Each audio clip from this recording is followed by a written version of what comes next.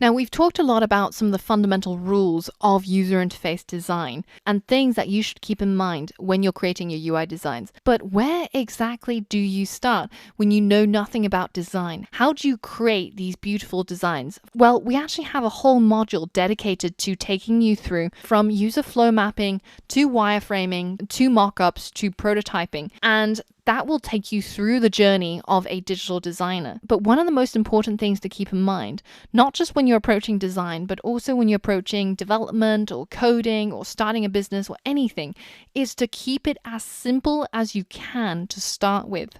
So when you're creating your website or your app, start with a design that is completely monochrome, just black and white or hints of gray. That way you can focus on the layout, you can focus on the alignment, you can focus on making things look good where they are without being distracted by colors or images or any of the fancy stuff.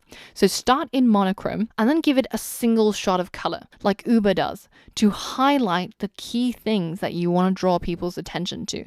Now remember, if everything is black and white, even a hint of color will stand out in a big way. And then maybe add 2 colors or 3 and go up from there. Don't start with complexity and tone it down. Always start with the simplest thing possible and then go upwards. There's a really great website called Dribbble, which is where digital designers showcase some of their best work in their portfolios. And it's also a great place where you can find design talent for your next project or get inspiration about how you can approach your next design project. And it has one really well hidden search capability, and that's the ability to search by color. So the link to the search functionality is in the text below this video.